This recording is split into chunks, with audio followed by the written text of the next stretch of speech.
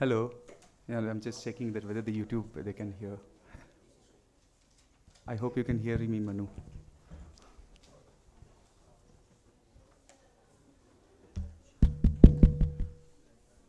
Hello.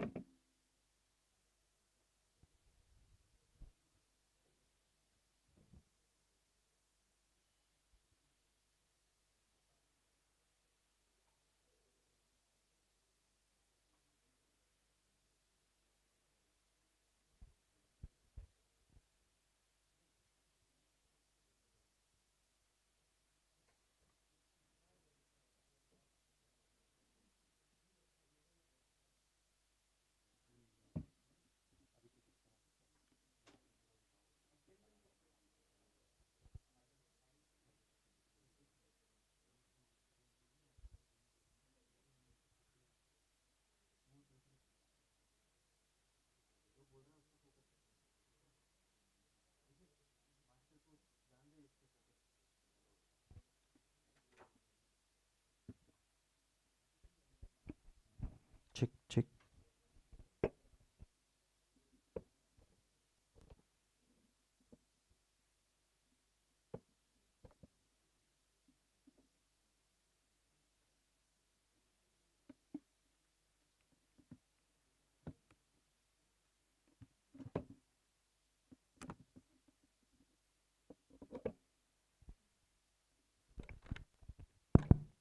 Good evening, everybody. We welcome you all to the fourth SOLS conversation on bridging design for a better world and liberal studies, pathways to sustainability and social justice in the global south. Thank you for joining us today. The SOLS conversations represent a forum for deliberating and engaging with complex issues and evolving situations in the contemporary we live in. It is felt that there is a need to nurture spaces where one can patiently engage with the nuances of various social and human issues. It is with this perspective that the School of Liberal Studies at BMU had launched these conversations. SOLS conversations traverse the diverse world of economy, society, culture, politics, the interconnectedness of these apparently independent spheres.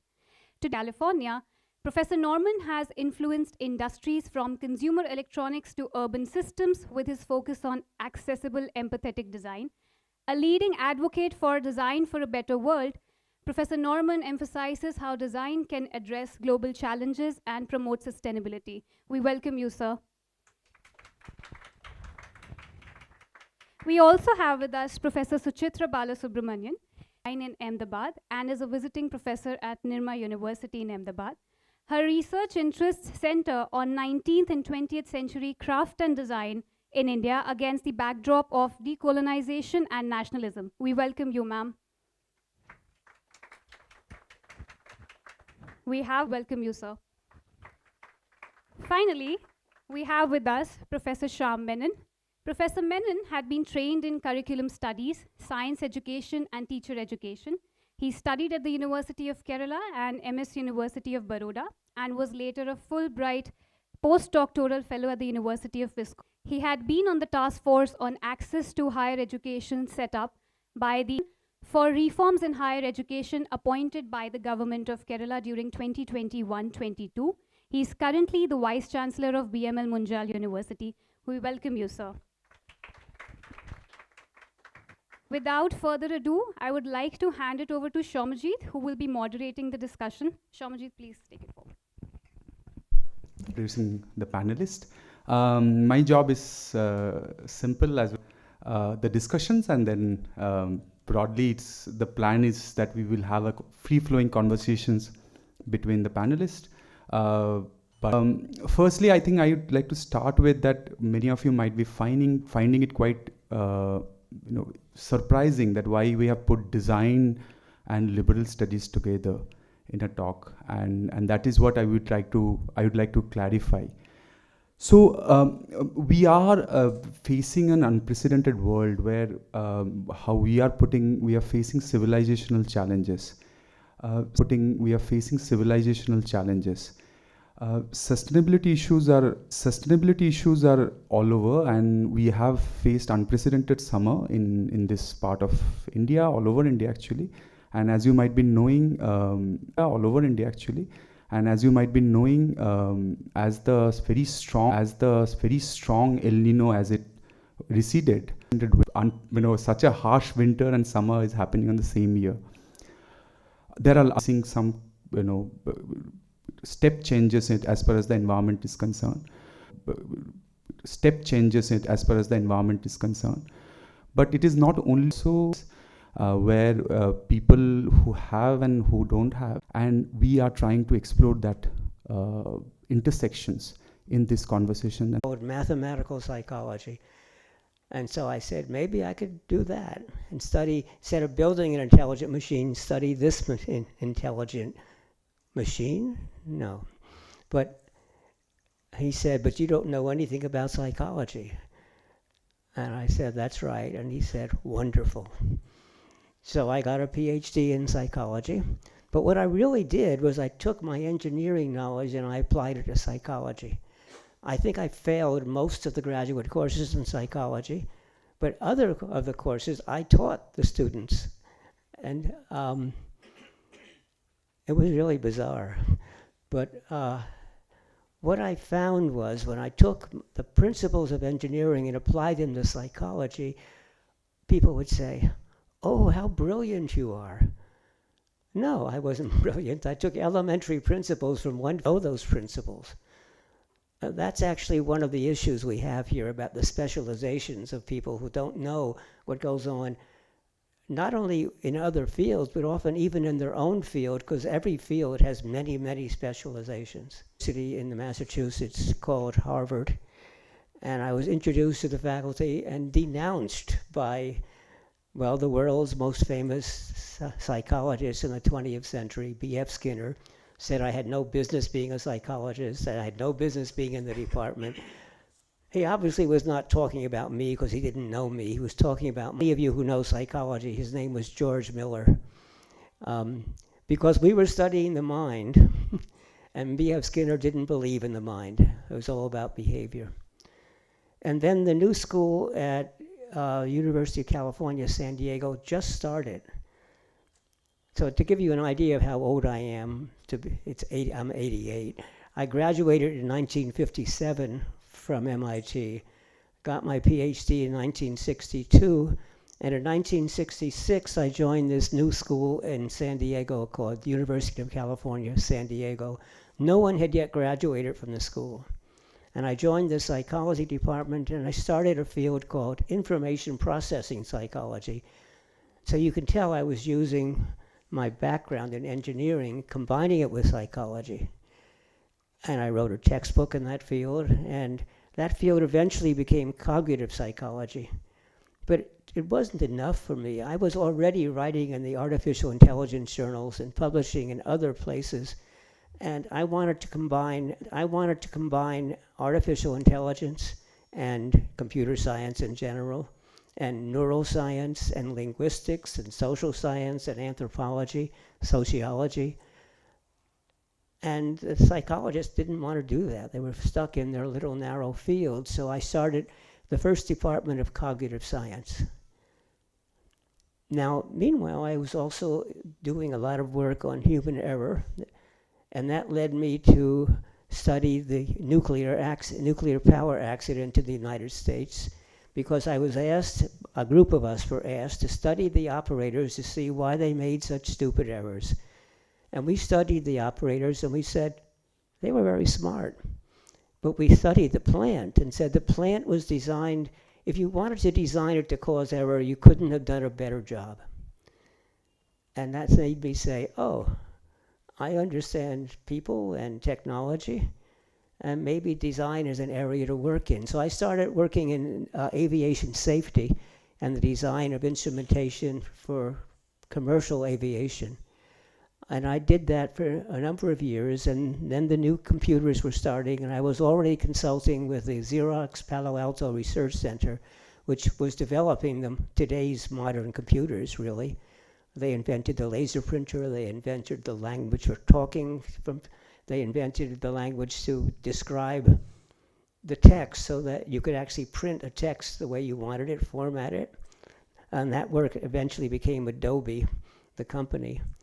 And I discovered that my students were working at Apple and helped develop the software for the Macintosh.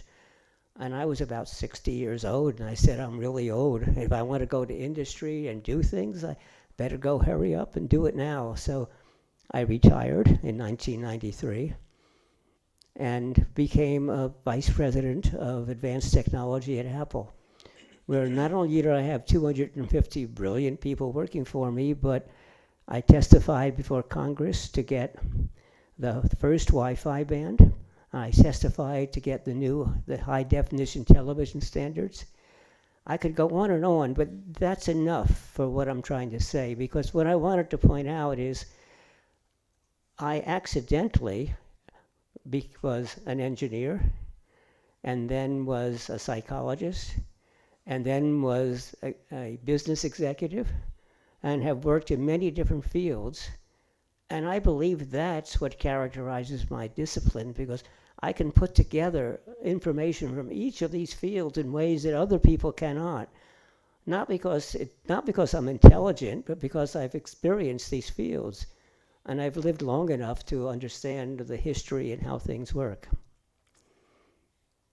Okay, I'm going to skip over, because the whole point is to give you that background, because I think it's almost the background of a liberal education.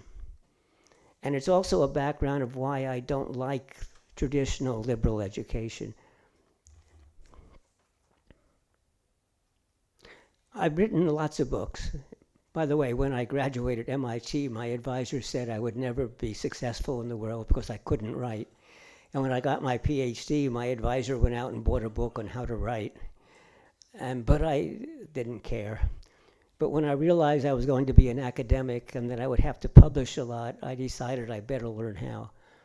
So I learned how to write. And the most important thing I learned about writing was from George Miller, who was a wonderful writer. What I learned was he didn't like to write. He struggled and worked hard and did draft after draft after draft. This is an important thing I'd like to tell students, that some things, I thought you had to be born a good writer, and I wasn't born a good writer. And Miller showed me that no, it's a skill like any other skill, and you have to study it and work at it. Okay, I've written many books, but I want to talk about one, The Design of Everyday Things, which people had me sign outside. It's one of the books that has been very powerful. It tells people the reasons that things are so difficult to use and explains some of the fundamental principles. And I used my engineering background to actually develop a theoretical structure for the material. And it helped develop the field that is today called human-centered design. And I'm here to tell you that it's wrong. And why is the book wrong? Well, there's nothing in the book that's wrong. I stand by it, I still teach by it. What's wrong is what is not in the book. And what is not in the book, I've corrected in my latest book. What is not in the book is the harm we're doing to the environment to get all the materials that we use to make what we're doing, and in the manufacturing where we pollute the air, the land, and the sea, and how the digital products are designed deliberately to be addictive, to cause people, once they start, never to get off because it's so exciting. Video games are really excellent at designing this, because what they'll do is they'll make you almost succeed. So you have to keep at it, because next time I'm going to make it. And it's carefully done, so it always looks like you're done. You did 99%, the last step, so keeps you there forever. And we taught that. We taught that in business schools, and we taught that in psychology departments. It was applied psychology. We didn't step back and say, this is evil. Okay. Let's explore applied psychology together. Is there anything specific you'd like to discuss about applied psychology? Here are some potential topics to get you started. What career paths are available for Speaking. applied psychologists? Will you shut up? Specializations. What are some common areas of specialization? Welcome to modern technology. I did not plan that, believe me. It heard me saying something. Now, it's supposed to only be triggered when I say the magic word, reliable. Where was I going? When I wrote the new book, I had just retired for the 5th time. I had had multiple jobs along the way. And I said, what will I do with myself now? But I realized that people have asked me what I design. And I say I design designers because I'm an educator. And so, yes, I should write. But I said the world is a mess. And my books are making how to make things easier to understand and use. They don't address the world's problems. And I thought about the world's problems and said, but they're well understood. I have nothing to add. So I looked at the solutions to these problems and I said, there are lots of good solutions. I don't really have anything to add, but nothing is being done.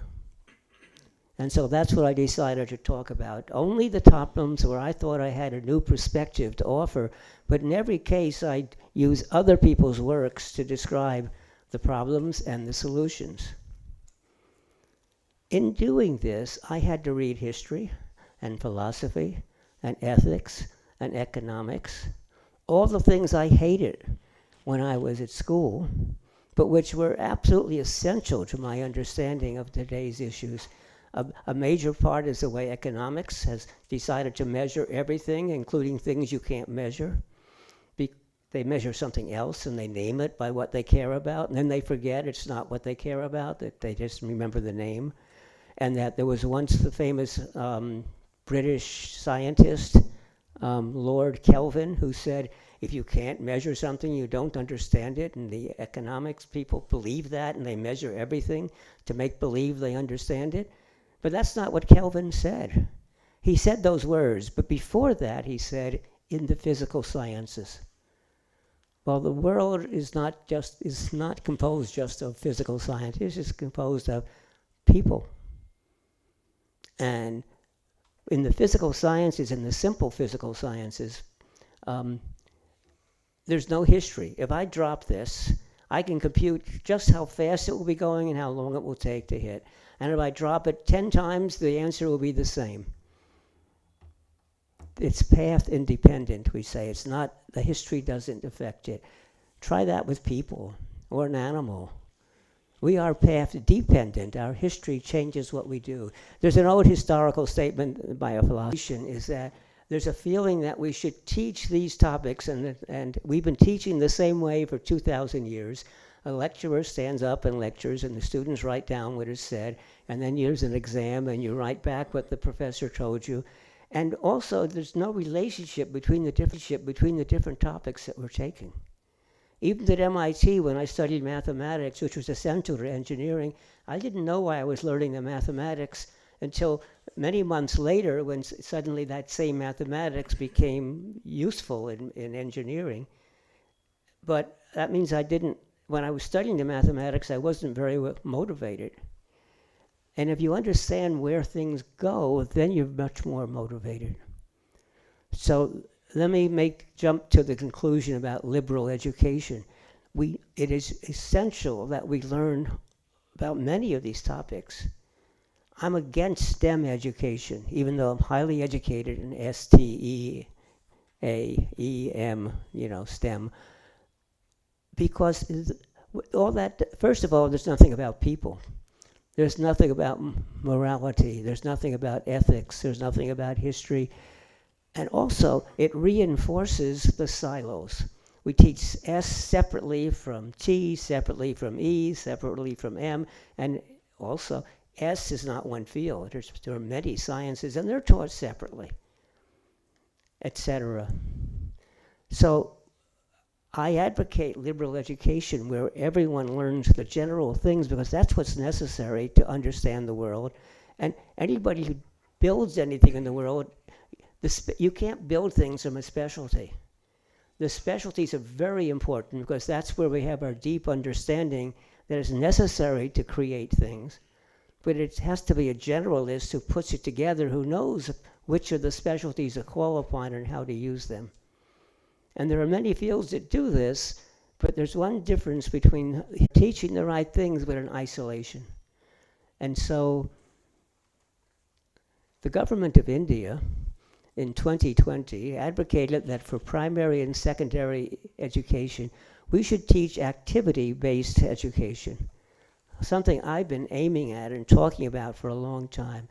Activity-based means I don't teach the separate topics. I'll give you a problem or an issue in the world, and we will address it. And in doing that, guess what? Biology, we'll have to use chemistry, we'll have to use whatever topics are relevant to this problem. And what that does in a lecture, in a course, that's ethics. Why? Because it's too important to be in a course. If you learn it in a course, you say, oh, I got it, and then you forget it. So it should be embedded in everything that we do. And that's what I want. I'm advocating not liberal education, but liberal education via activity-based learning.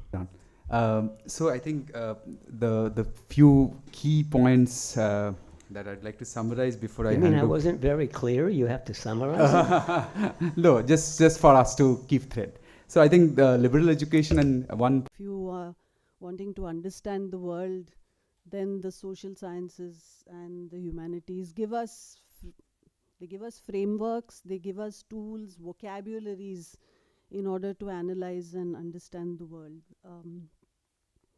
My own discipline, design, was closely associated with technology and management in the early decades in India. And maybe now beginning to lean towards and look for insights into the social sciences and humanities.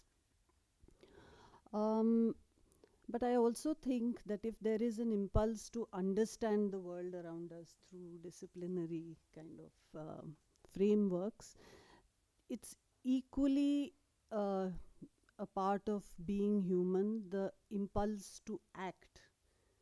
So once you've understood the world, there's also the impulse to act in the world. And there I think design gives us some kinds of tools, methods, frameworks to act to change the world that we apprehend. And so perhaps a cross-fertilization from design into the social sciences and humanities might be imagined. But as you were speaking, I was thinking that if we don't have a curiosity in the first place to know about the world, then it's very hard. I think the situation you described in the early years of your undergraduate education of hating history and not understanding what use the philosophy classes were, if there isn't a basic curiosity to understand the world in all its dimensions. So when you were speaking, I was thinking, how does one bring this kind of faculty into young learners, to be curious about the world, and in which case then you'll look for the disciplines and frameworks and methodologies to understand the world. So that's one thought I had as you were speaking. But between understanding the world and critically analyzing it and acting in the world, I thought that there is also the dimension of the imagination. What kind of worlds are we going to imagine? And how do we, if we come to education, how do we think about nourishing the imagination of the learner? So there's curiosity on the one hand, and the imagination you talk of a better world in your book, but what is that better world? How do we imagine a better world? So I thought that it might be good to think about curiosity coupled with imagination. And lastly, I was thinking, if we think about acting in the world as also a human impulse, or to be in the world, it's an important thing, then I thought that there are many disciplines which think about acting in the world. I mean, social work does, and There are other disciplines which are thinking about the human condition, um, psychology. I don't need to kind of enumerate it, but there are, and I thought that when we talk about human centered, we also are thinking about not just individuals, but also communities. And then if we think about communities, then it brings us to social movements, where groups of people, often at the outskirts of society, are thinking about what kinds of lives they would like. And so, just to respond to the term in the title of the session, about if you think about social justice, equity, and such kinds of values, then it brings us willy-nilly to social movements. And I think along with the social sciences and humanities and technology and design and all these disciplines, we need also to bring our students closer to movements which are imagining a better world and engaging with social movements in order to understand also a better world for whom. There are worlds which are being imagined.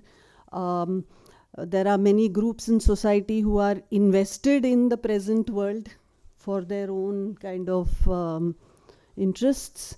So we need to also pick apart these kinds of strands in the world that we find ourselves in, and the world we want to act in, and the world we want to change. So these were some of the thoughts which came to me, and I thought that maybe we can have some discussion about it. My discussion would be, thank you. Thank you, Professor Sujitra. So I'll just highlight this how to imagine a better world as something is extremely critical, and the way I try to put in my work is also like how to reimagine the good life, because of what is happening is that all of us are going towards a very homogenized definitions of good life, where a lot of material and a lot of energy becomes almost an inherent necessary factor.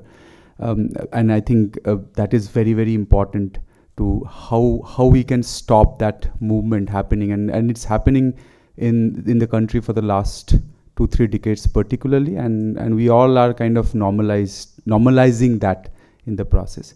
With that, I would like to pass on to Professor M.S. Farooqi. I'll take 10 minutes. Yes, please. You have given. And also, I think, somewhere present to the question that you raised and trying to anchor it there in terms of my thoughts. And if I could put it this way, that I've been extremely lucky in my career, where from going to a place like the National Institute of Design as a student, and then being in both academic and administrative positions.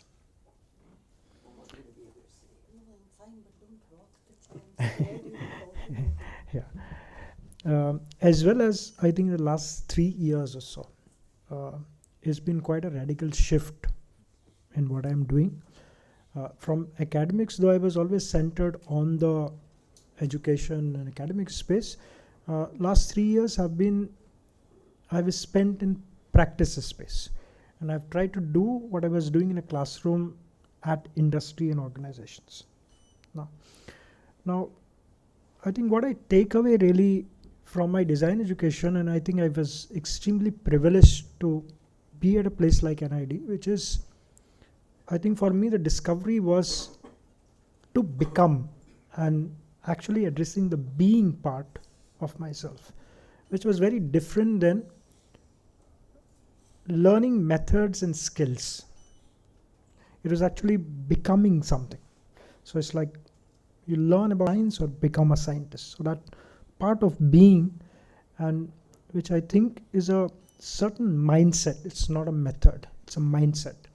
And that mindset is what I think I carried, if I abstract it out from education, and which continuously, I think, comes in play, and that's the best part in terms of application. from which I'll earn my livelihood, I think. So the arsenal that one had, the toolkit which one had, was I had that as a lens to look at everything, whether a new product or an innovation at a product level could really help and bring a certain change and transformation. But I think more and more life possibilities have pushed me to a place where it didn't seem enough. What actually is the problem? The real problem is to deal with people's egos. The real problem is to deal how people work together, to deal with competition and several things like that, which are very human centered, which are very human specific issues. So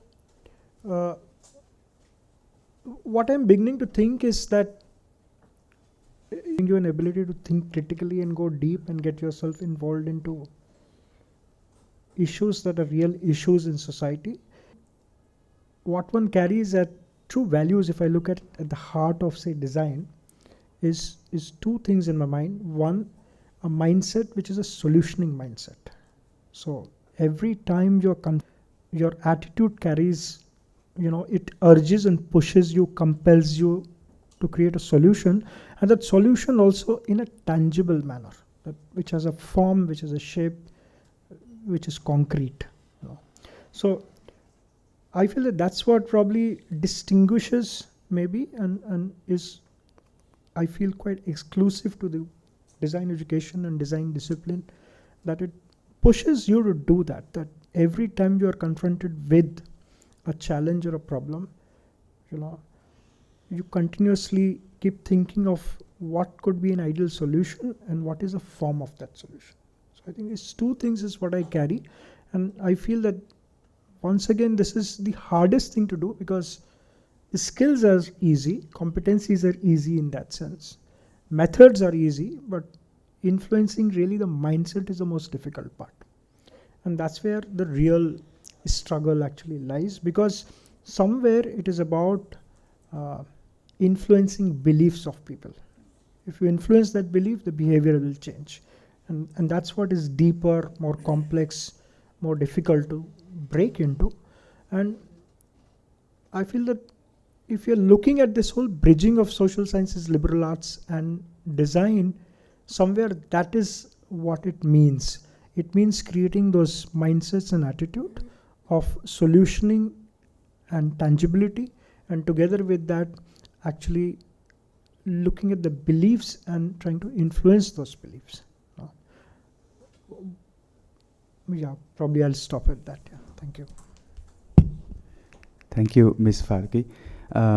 So Professor, so I just wanted to indicate one point, which is we were discussing again last 2 days with Don, that why it is so important to enable people to work, students, everybody, all of us, to work in teams and not individually. And maybe one of the reasons is that we are living in a highly individualized world.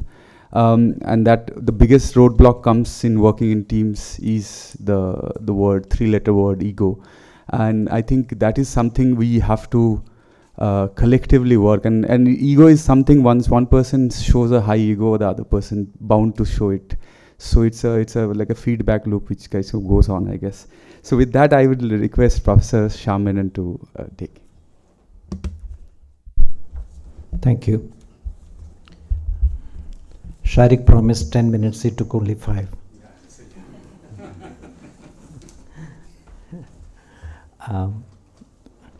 One of the major struggles that I've been having for a long time is actually to be how do you put it, in that to fight this intuitive sense that I have, is that you put people together and they will somehow find a way of find a common perspective. It's like the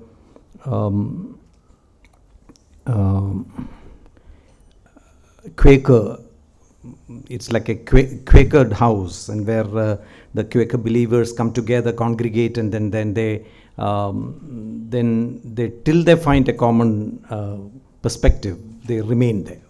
So my sense was always in curriculum development and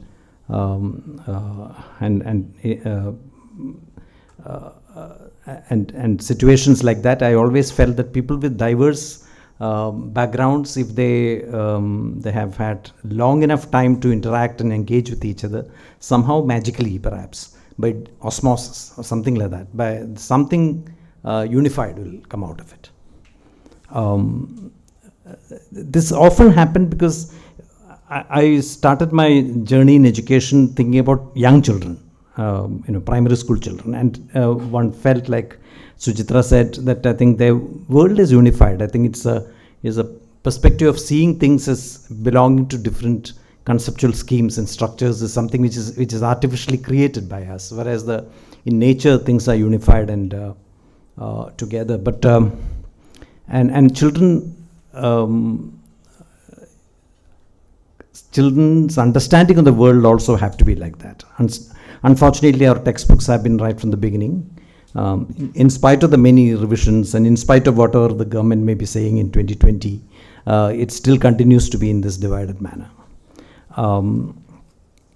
There is, of course, this old idea that Jean Piaget had said in the late 60s for UNESCO. Interestingly, he brought out an essay called Interdisciplinarity, in which he said that in education, the early years and also the final years are they deal with unified worlds. It is the intermediate years that you have this concern with disciplines, because it's in the early schooling you're dealing with gross unified elements of reality, and in research and stuff like that also people are coming together and understanding a composite reality from multiple perspectives, just like a biologist would actually use X-ray crystallography to understand the molecular structures, and so you do not know where you are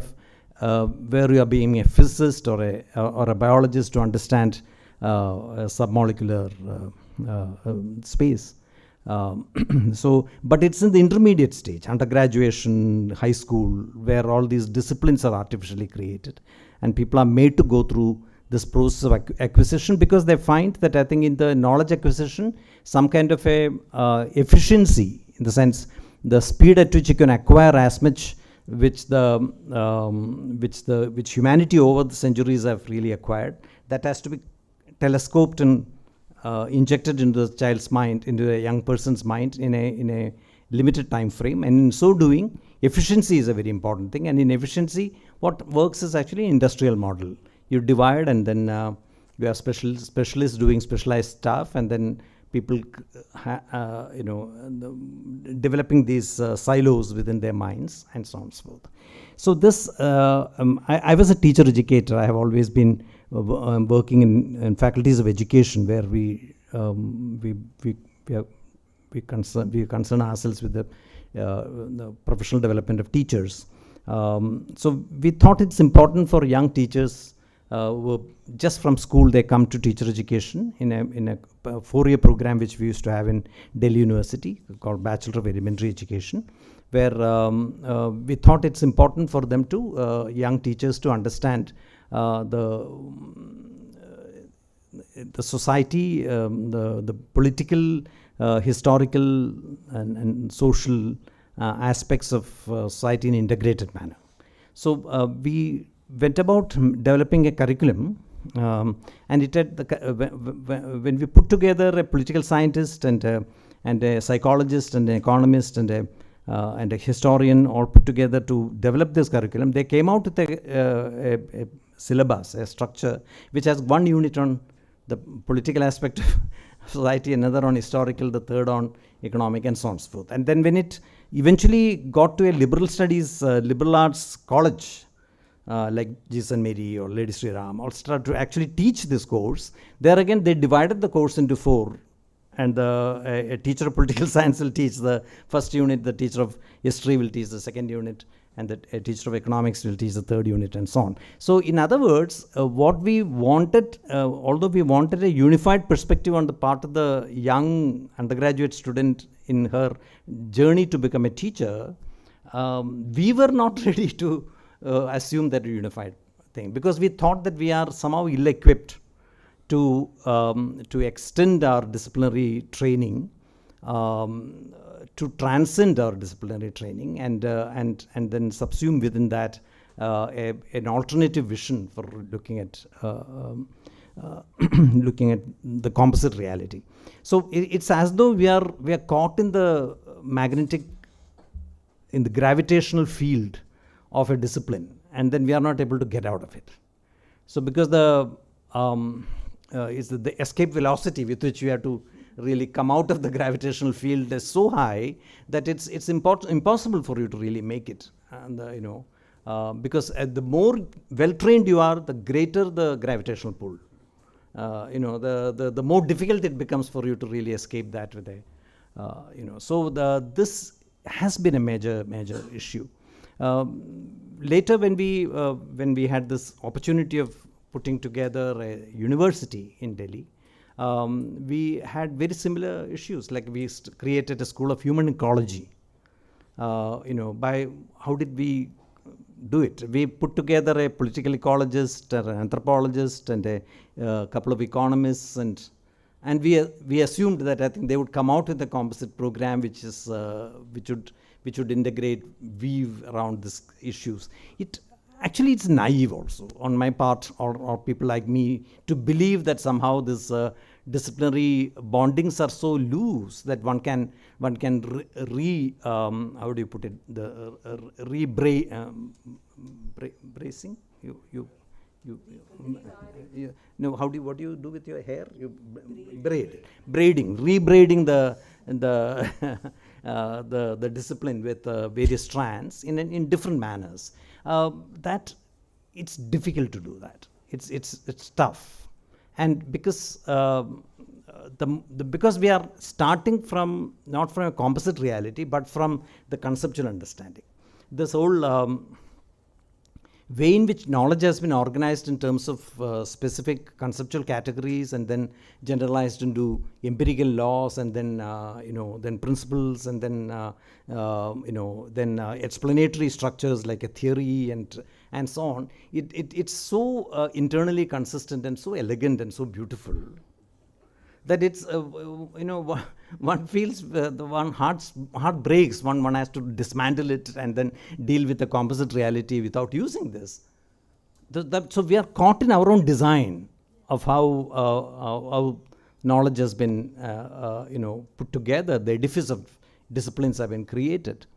So one of the major struggles, in my opinion, and I don't think really liberal education is in any manner addressing this properly. And I do think that in India particularly, much as of course the possibility of doing that in a space like liberal studies liberal education liberal arts is greater. Although there is this anxiety on the part of the people who participate in it to see some kind of how do you put it, some kind of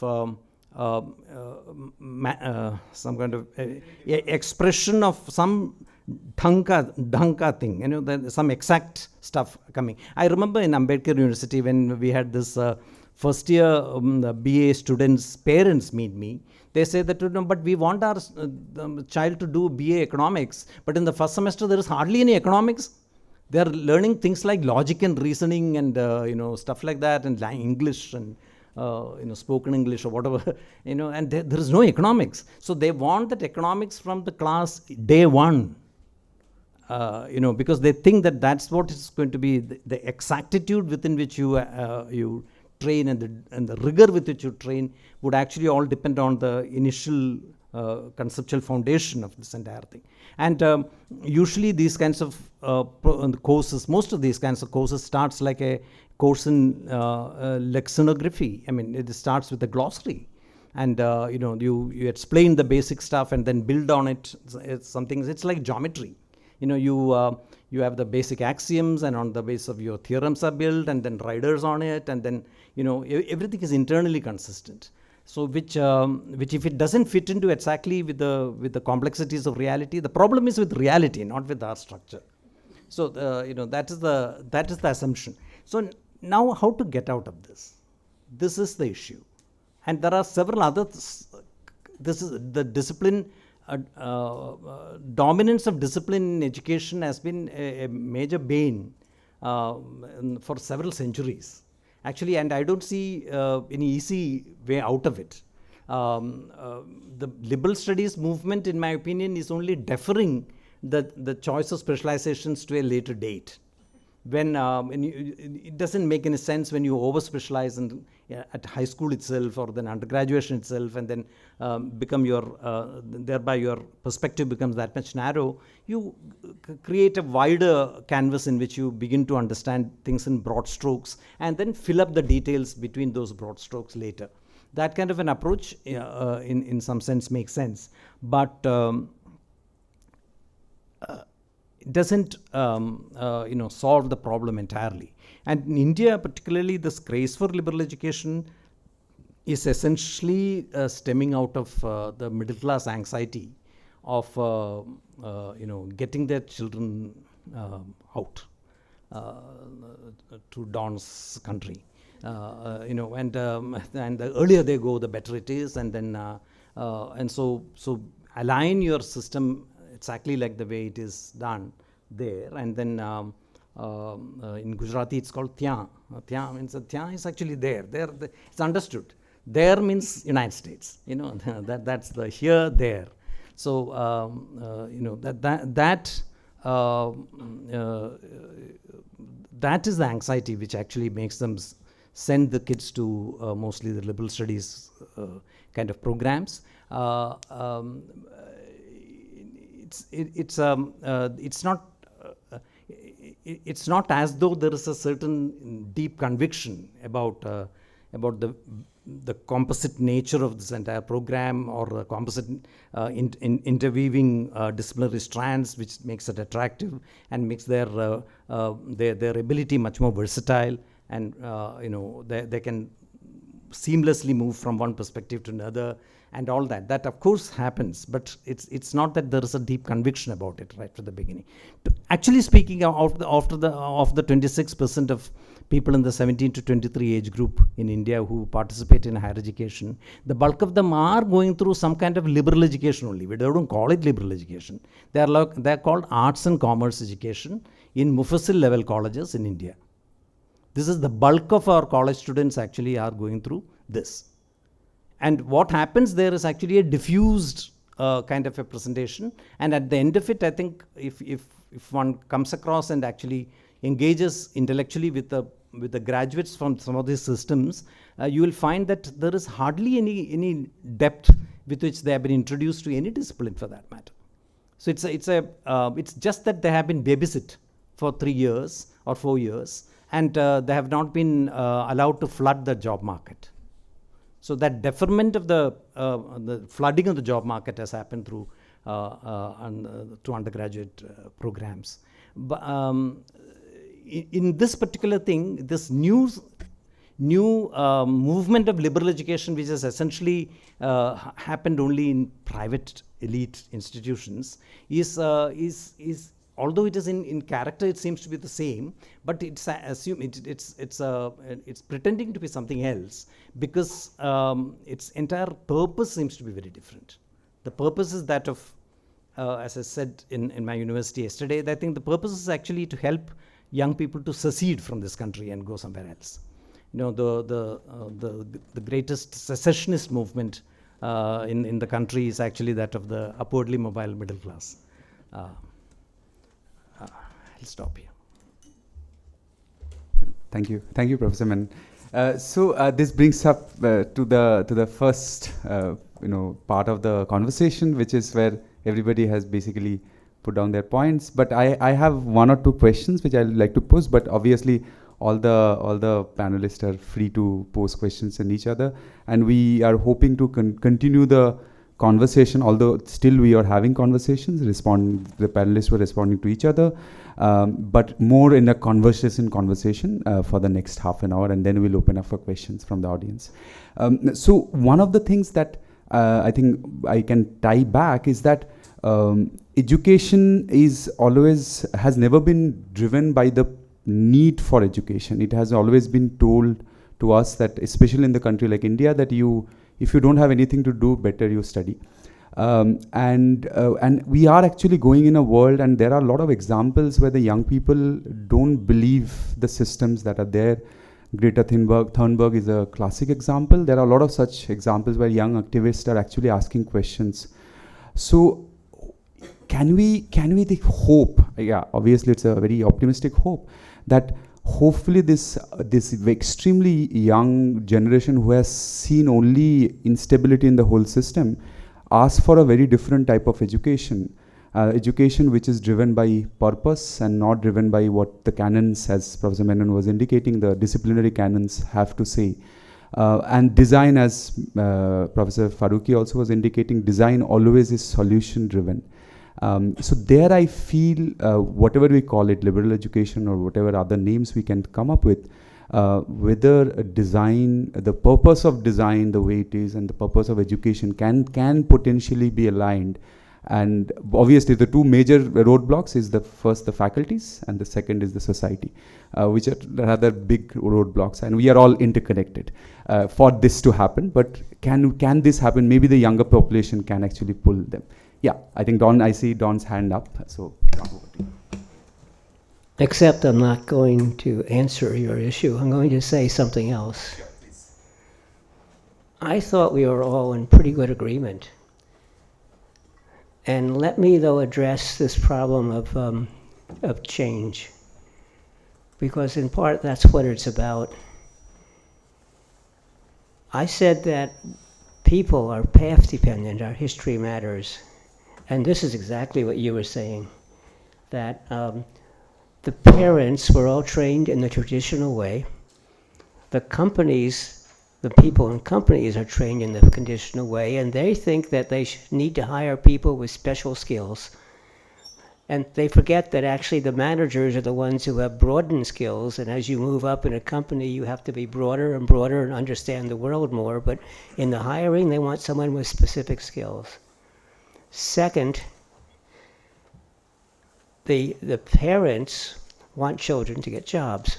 And so therefore, and they're trained in these specialized skills themselves, and so they think that you need specialized skills and you should be, well, as has been said, you should be a doctor or an engineer. And so you can go to some other country and live, which is crazy. But you also point out that the professors, they grew up in this world. And one thing I've argued is that the way you grow up initially, you think is the normal. You don't question it. You can't believe that there's any other way of behaving or believing. And they grew up believing, because the professors are sort of the people who managed to get through all the bad education and succeeded, not realizing that many others were left behind. And so all they know how to do is teach. And actually, I try hard not to use the word teach. I try hard to use the word learning, not teaching. But they know how to do it, and so that even if they begin to understand a little bit of what you're saying, they revert. And the hardest thing to change is this historical concept. It's cultures, and this is the culture of education, the culture of people.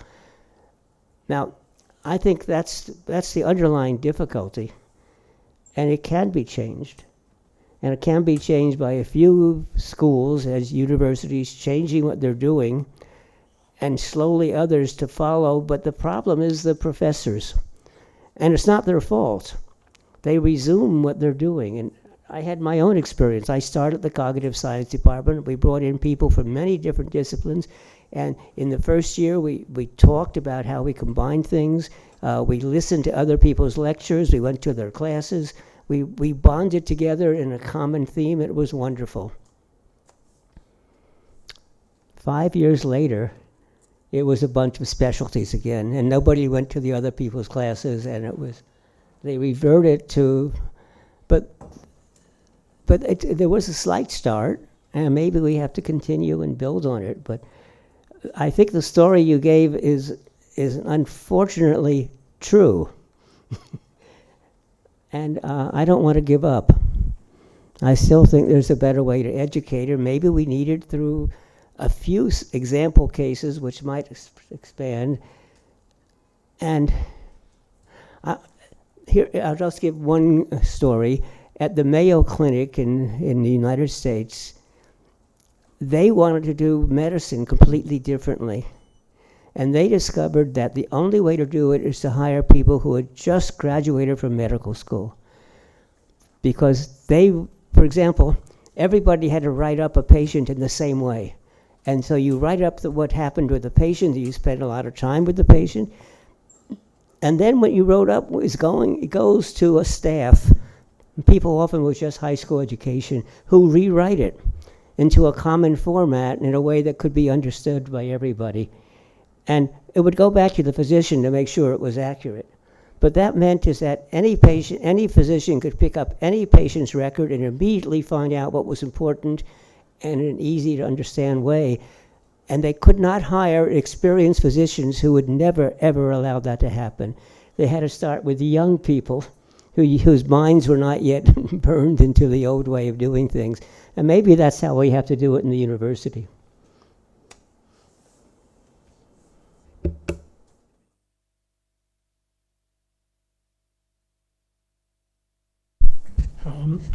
No, I think the immediate experience that I have is that of my workspace currently, which is going to organizations and and what are the problems, what are the challenges in organizations in the workspace fundamentally is really not of competencies, really not of qualification. It's not really of having the right skill and knowledge and all that. The priority issues for most organizations is our people don't work together.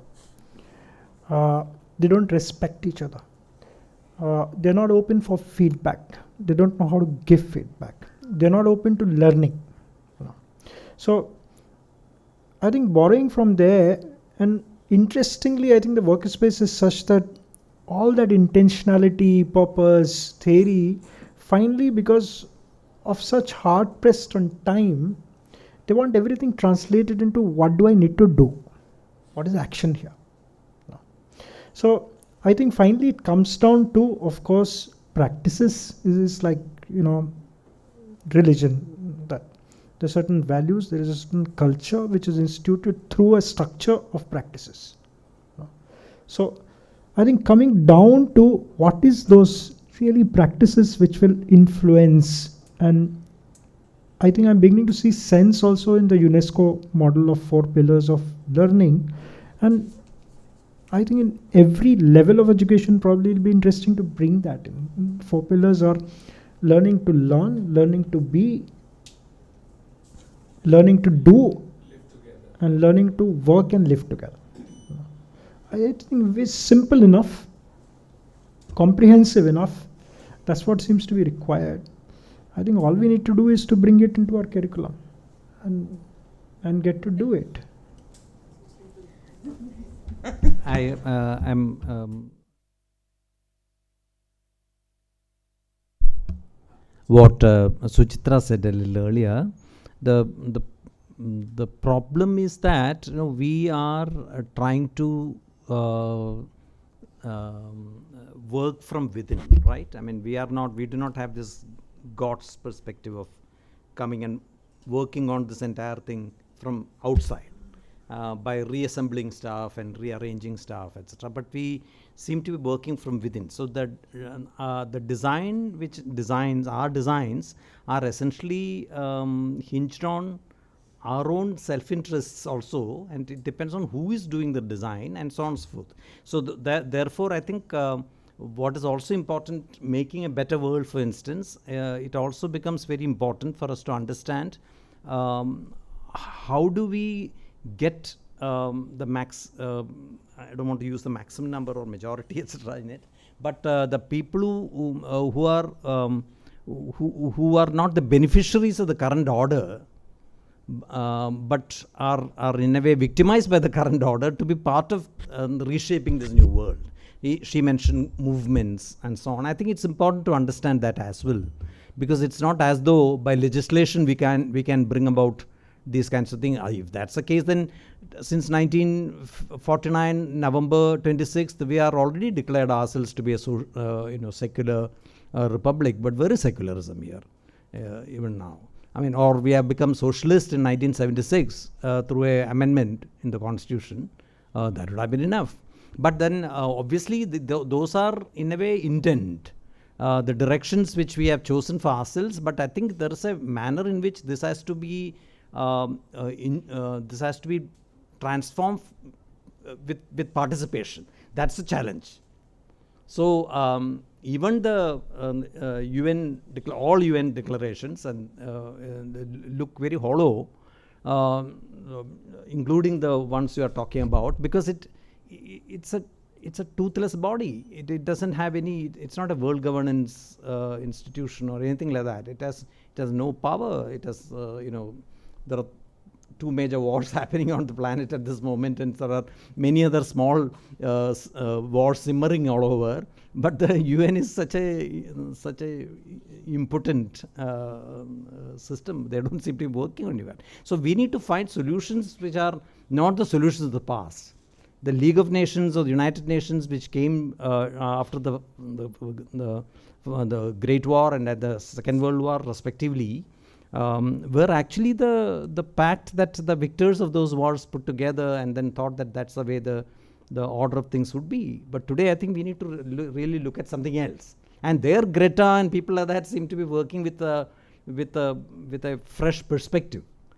Coming back to education, I really feel that the major problem, I mean, and Don touched that on nerve, saying that we ourselves seem to be the ones who are resisting changes of this kind, because our own entrenchment in the way in which we have been trained, and it's also partly also a colonial thing, because I think there is too much of didaction and too much of rote learning which has happened in us, and this insecurity which you mentioned, that I think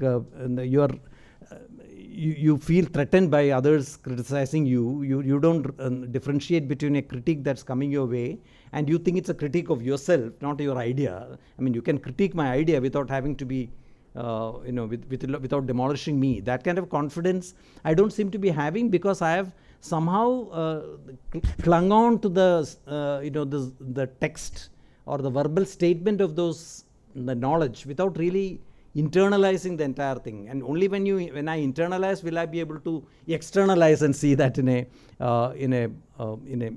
a certain perspective where I can actually critique it myself.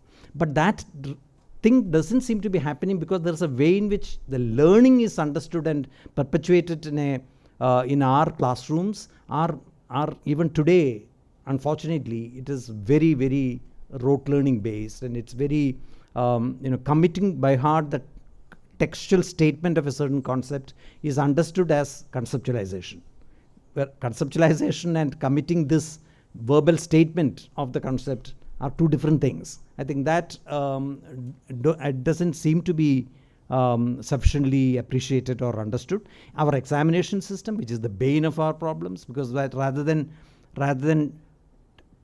testing what is learned, we seem to be learning what is being tested. So the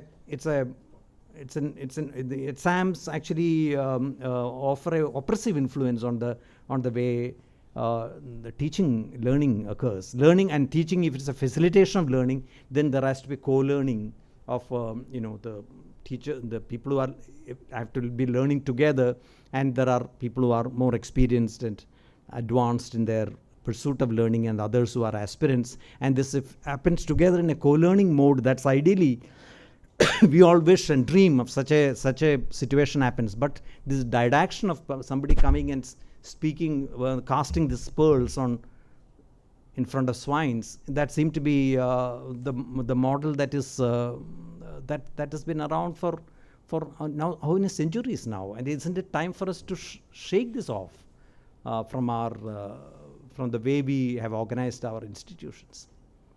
And in the university where I work at the moment, the one major problem I face when we are thinking of redoing pedagogy was the furniture. Another design issue. The furniture was like this. They were all fixed and already determined that how you would be and how there's a height and it has to flow down, and that also shows the power and status and everything. I mean, to get our people to understand that we don't want fixed furniture, we want loosely configured stuff which can be rearranged and put in different forms, and we don't want furniture at all. It can be folded and piled in a stacked up in a corner, and we want to sit on the floor. It is difficult for them to understand. How can we become a world-class university if we do not have a smart board?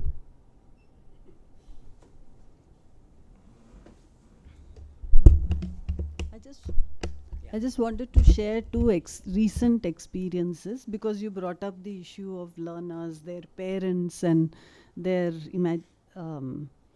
aspirations, right? And of course, as you know, I'm kind of preoccupied with ideas about curiosity and imagination and so on. So recently, we told an undergraduate class in design to please put away their devices, their phones, into their bags and put the bags somewhere on the side of the classroom.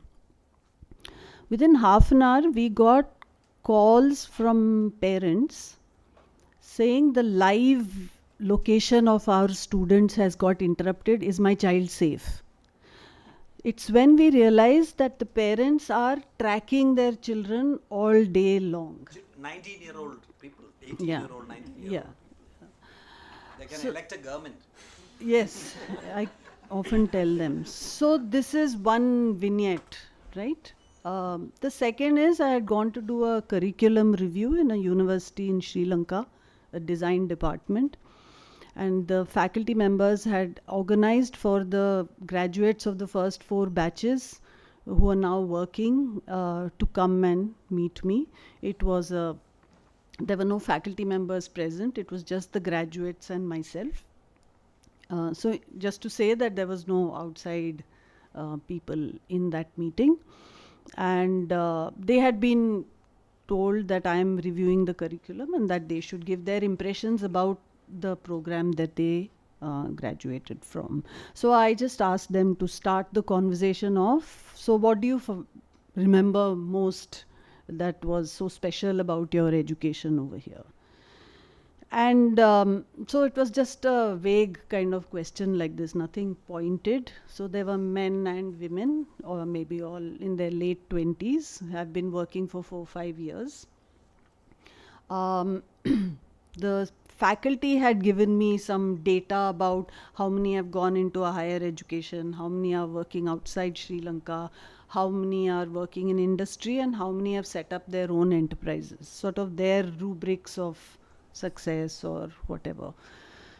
So I said, what do you remember? I thought they would be talking about the skills they learned or something like that. So at least 75%, the others didn't speak. Those who spoke, in one voice, they said, we remember the freedom that we got here. You know, so freedom what? Freedom to think, to be ourselves, to be... Yeah, and Sri Lanka has a very interesting system where the reservation or whatever they call their positive discrimination system is by locality. So different provinces send students to university. So that's how they are selected. There's an exam and then it's allocated not through social groups but by geographic areas. So then it was very striking for me that if these students remember not the skills they learned and the jobs they got or the enterprises they set up, but they remember the freedom that they had as individuals, that also becomes very important to think about. What are we doing in our classrooms that they feel free to think, to imagine, to question, and so many things, whether they learn design or they learn biology or they have all the courses, and how do you knit them together? What sort of a setting do we need in order to make the connections is also something that I've now begun to think about, you know, apart from the curricular or syllabus content and so on, there are some larger things that university life does for young people, you know, which we can't write out of the equation here that we are trying to kind of put together. So yeah, I think young people are contending with a lot. They are at the receiving end of a lot of pressures from the home, from their inner selves, from what they are supposed to be achieving, the kind of ideas of success that they see all around. And I don't think it's easy to, you know, breathe in such a situation, or even to know what the hell they want to do in any case. So, yeah.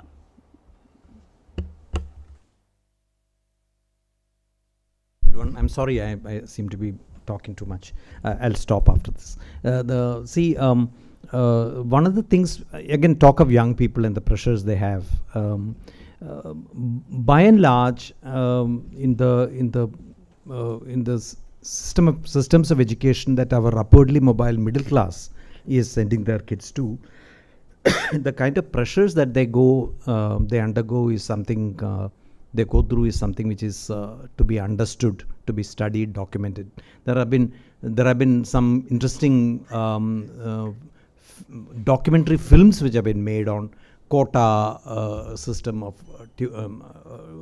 coaching and stuff like that. What I'm trying to say is that the cram schools and the ones which scaffold the school education system from outside, and the kind of determination with which these families send their kids, they're called exam warriors, by the way, and they're in a way fighting for the aspirations of the family, not their family, their own, but the aspirations of their parents.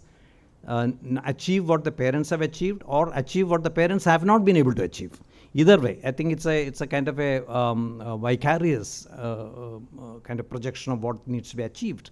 And this is what is being presented to them from class 10 to class 12. 3 years or 4 years it goes down.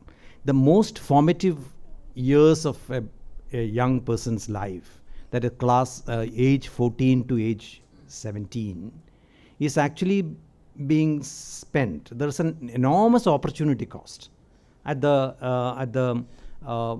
process through which these young people are put through. Early morning coaching, and then the school, and then come back and again coaching, and then after all that, they are put through an examination system which is actually based on chance. It's a speed test. It's not a power test. It's a multiple choice, 300 items, and the coaching centers actually tell these people that there are negative markings, so you don't waste your time thinking. And these are supposed to be problem-solving items, and you are not supposed to think. You just, those algorithms which you are familiar with, which you have been tutored, which you have drilled in your coaching classes, if you recall, then use it and do estimation, and then actually find out the right answer and go ahead. And then don't think of thinking about a problem. So you attempt as many items as possible, and then then most of the tie between, it's about 1 million kids, 1 million plus kids take these IIT entrance examinations. The total intake of IIT is actually 5,000, if I'm not mistaken. It's a little extra. 6,000, 7,000, 10,000, say. 10,000 makes it 1%. So 99 out of 100 children and the young people who are actually taking the stress, it is designed in such a manner that they're not going to get it. And the bunching of the students at the 98th percentile and 99th percentile is so much. The hundreds of kids are bunched in that. So then if you slip by 1 point, then you will miss it. So it is actually not your competence, it's chance. That particular day, whether you had your breakfast properly, or you had a bad dream, or you had a proper sleep last night, those are the kinds of things which are going to affect your performance on that. You have to peak your performance, like in Olympics finals. Your performance had to peak on that day. If it peaks a day before or a day after, then you're gone. Such is the pressure these kids go through. And we have an engineering faculty here. When I meet those first year engineering students, I feel extremely sad for them, because they already have written on their face a sense that they've already lost in life, because they couldn't make it to these coveted institutions. They had to come to universities like ours. I mean, at the end of the day, if they can look back and there was nothing positive they were made to feel through this whole experience. I'm again taking Maya Angelou's thing that I'll forget what you said to me, I'll forget what you did to me, but I'll never forget how you made me feel. If they are never going to forget how the schooling made them feel, what are they taking from education?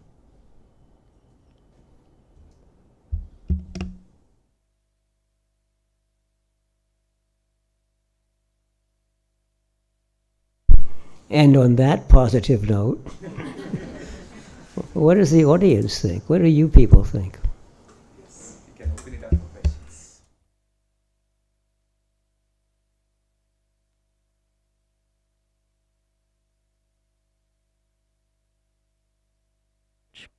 Hello.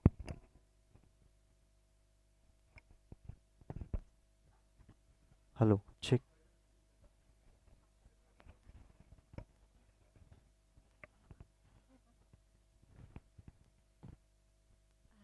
So good evening. Yeah, good evening. Thank you. Hello. Yeah, is it better? All right. So thank you for this insightful session.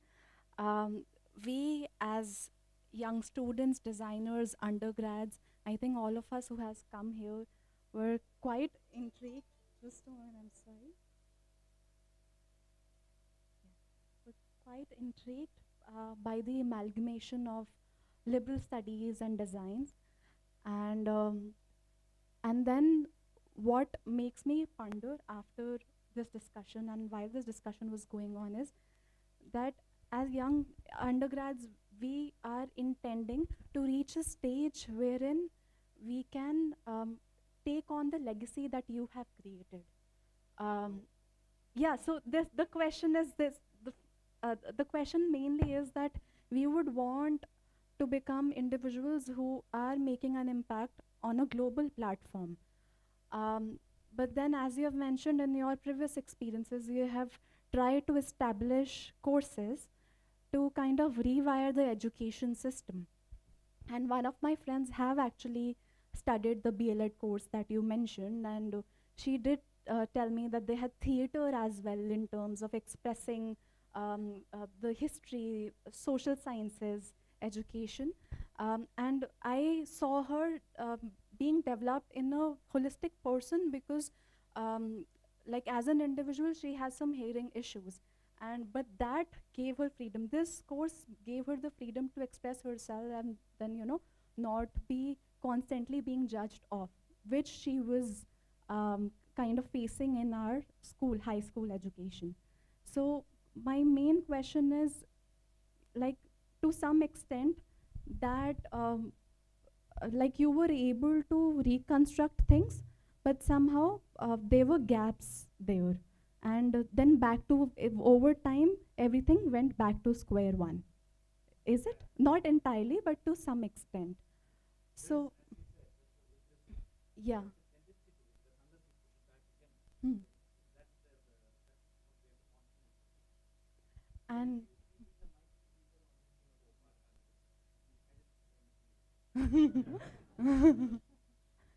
yeah.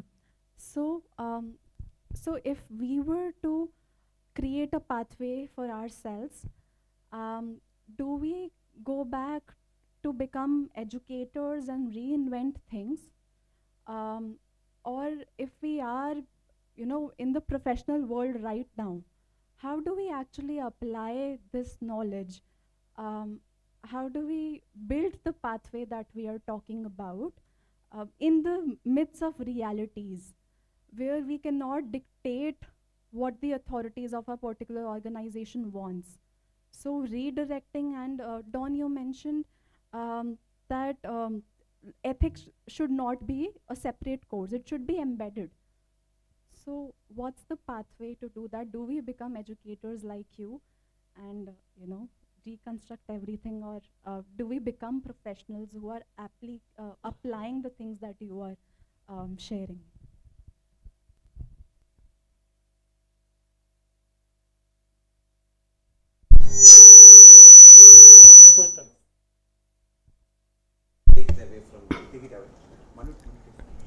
Unfortunately,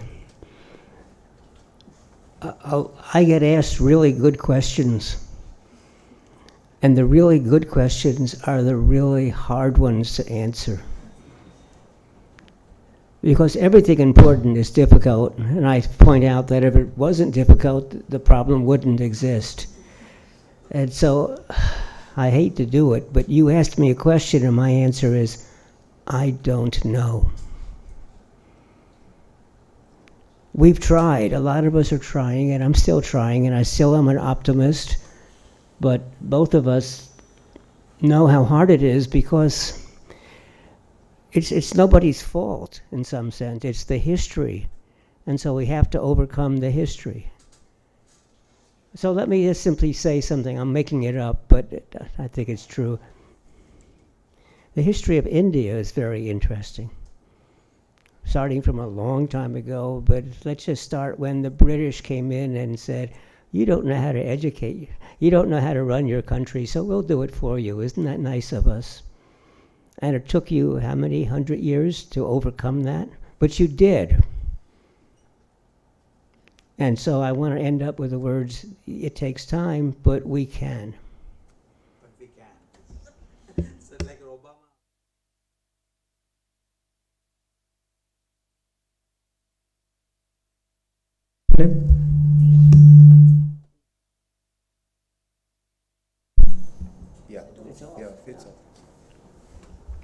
So I have something very simple to say.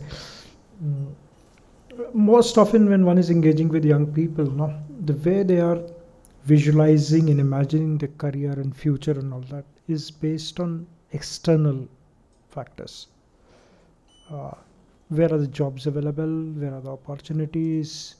How many marks I've got? What kind of qualification do I have? It's largely there. And I feel very sorry, and I think that's the legacy that what you're talking about, which generation like ours is leaving behind somewhere, to be driven or led by those external agencies. Whereas I think the story really has to begin internally. So I think it has to begin with asking those questions about who am I? What gives me joy? What do I value? What are my strengths? How can I stand up to my parents? Yeah. No, seriously. So I think that's an opportunity that the education system is really not creating. It's so focused on the external, the internal, very soon in our upbringing, I think we lose that inner voice.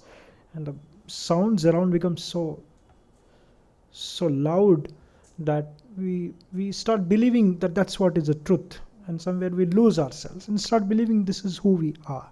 So I think bringing that back in probably a really, really relevant starting point, I would say.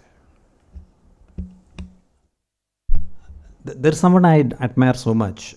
His name is Professor C.R. Babu.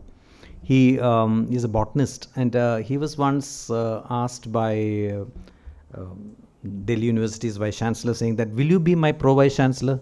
So this Professor Babu had never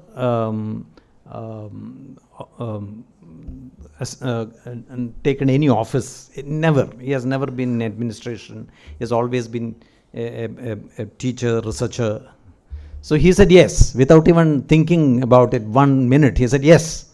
So the Vice Chancellor, Professor Nair, asked, how are you so sure? He said, all these people have been Pro-Vice Chancellor, they couldn't do a thing.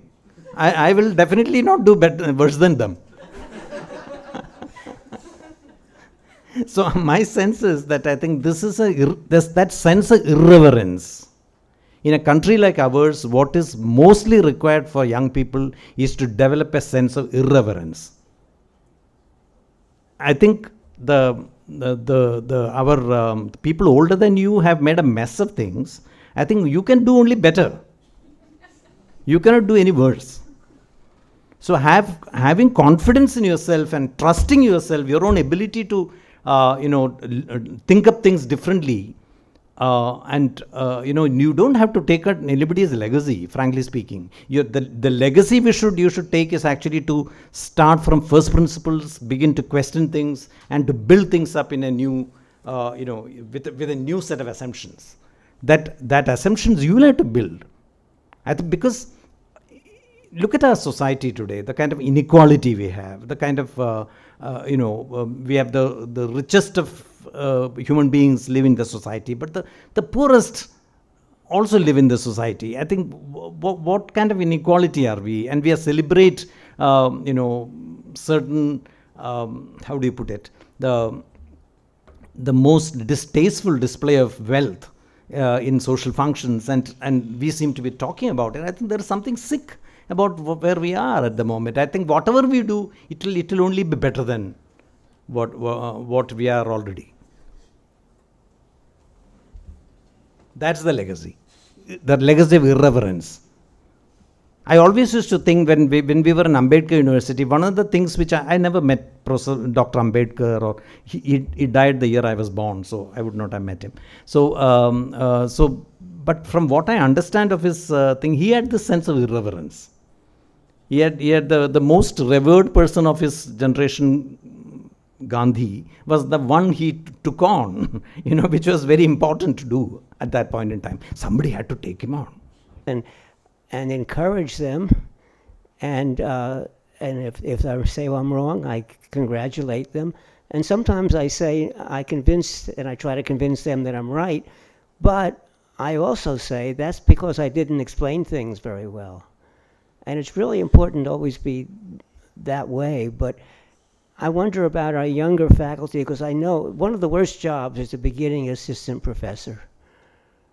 Because they have great ideas and they want to do things, but they're so bombarded with requirements to start new courses in the traditional fashion, and to maybe set up a research laboratory or their work practice or whatever they need to do, and to be on committees and a whole bunch of things, and they're not really able to attend to the most important. But I know that they want to. So I would love to have a that led me to, or made me slip into the fears of the youth, the fears of the young people, the fears that give them a language that they are experiencing freedom, if only from parents who have been sort of tracking them. So the matters become a little complex for our expectation that they should become irreverent. They are also hampered by their own fears. So thoughts are easy to come by. It's easy to think and say, I have these thoughts, and can something be done about these thoughts? But I think the emotions, where the freedom is being experienced, is countering something very tough, which is the fears experienced as though I would violate and damage my parent, my grandparent, and tradition so awfully and so irreversibly. It's a fear. I'm not saying it happens. In fact, to be able to experience the fear requires that we again have the imagination of a discipline within which the fear progresses towards something bigger. To be able to learn requires that I go past the fear and find that through the fear is a dream or a hope. I liked very much when Shyam was almost settling into a kind of a difficult thing to convey and to infect us. You said, so after this positive thing, what do we do?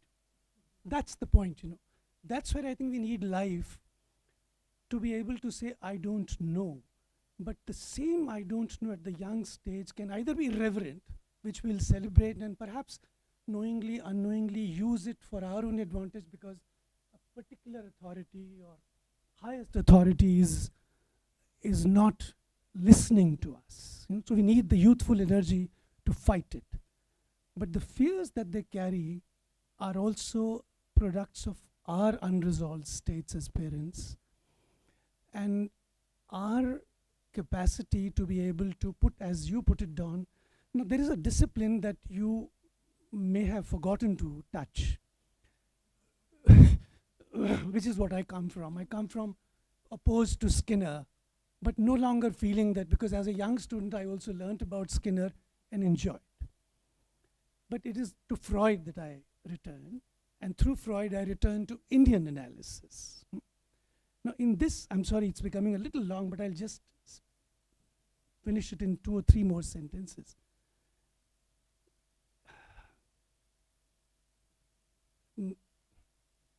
I've lost my thought, but I do have a set. Yeah, my sense is that the life that you and I and other people who have now become older have lived has a location which is not just in global south. I think the fact that we see that so many parents of a certain class are fervently hoping that children will go abroad, what is there abroad that they are drawing from, their sustenance from? They might become different. They might appear as strangers to us, and they become strangers to us, but in part, they reach that irreverence in which they have the courage to acknowledge to themselves their own sensuous nature. I think in India, there's the terrible difficulty, the repressed part that Shyam said, oh, I didn't speak something important. Remember? That was the repressed part. That the repressed part is what we are fighting, because that is where our fears and movements are somewhat paralyzed, warped, and most difficult way. We think they are about it, but they're not about it. They are in fact turned into dreams and nightmares. So there is a discipline here which suggests that the worst you begin to feel, the madness that you begin to feel, will produce a dependence on a life that has lived itself in some acknowledgement of I don't know, some failure. That to some will produce a better blend. This is my submission. And there's a discipline there.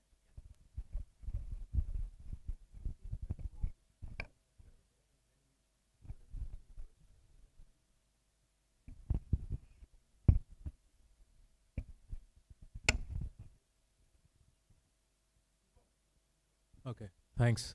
Good evening, everyone.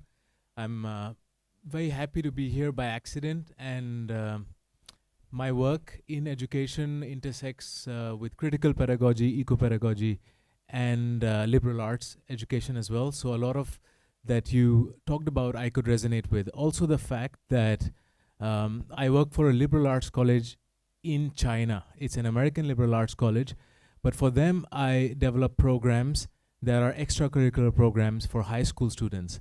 I personally believe that somebody once said that 15 to 19, 18, that age group is very important for the formative years. These are the formative years of students, and we need to help them decide who they are. And I wanted to ask you about, are we curating, we talked about also infrastructures, we talked about classroom furniture, for instance. Are we also trying to provide high school students with avenues where they experience beyond the rigid, primitive experiences that they get in schools? Are we trying to do that? Also, are we moving away from locations? Somebody who was like me, born and brought up in Delhi, studied not very far from here, how can we broaden our sort of ideas about the world, about ideas about who we are ourselves, by leaving these spaces that we are in?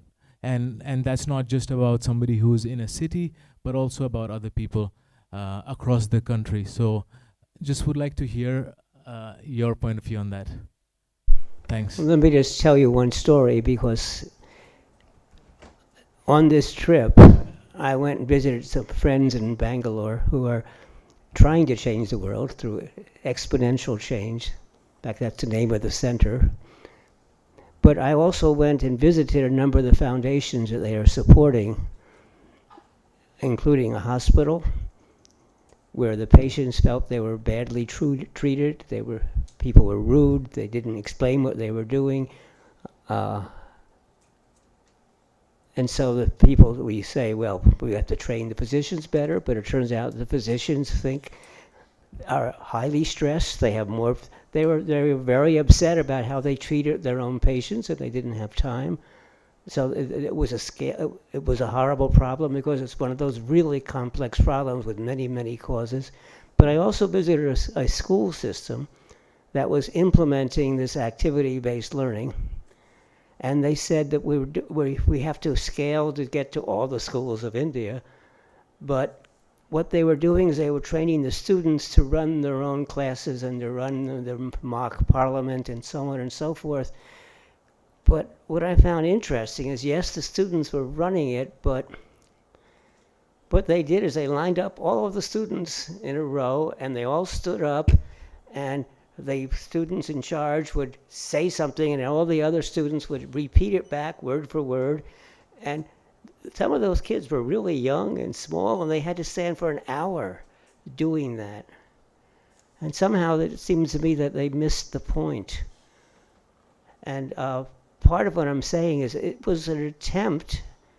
They really wanted to do good. They wanted to teach in a better way. They wanted to get the children to be there to do it themselves and learn how to do this and learn how to run things. But it's going to take a long time to do this because the people trying to do the changes themselves were taught in the same old way, and I think they just didn't know any other way of doing it. And I'm a foreigner, and I didn't want to comment because I'm very sensitive to the fact that I come from the United States, and what I think is right and wrong may be completely, would not be appropriate here. And so I'm going to come back to my I don't know statement, but what I thought though was good was that there was a real attempt to make a change, but it's still embedded in the old practices. We take one more question and then. Yeah. Am I audible?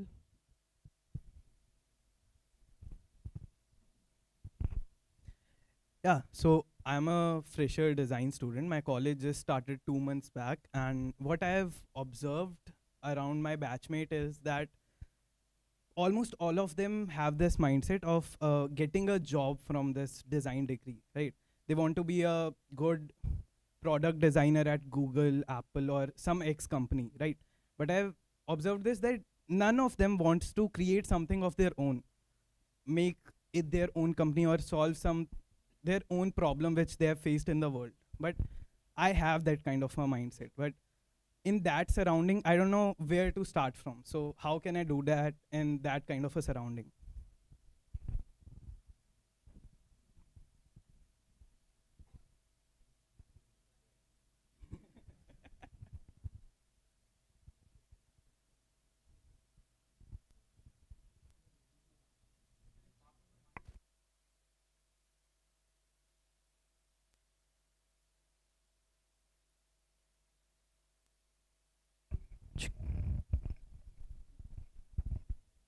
Hello.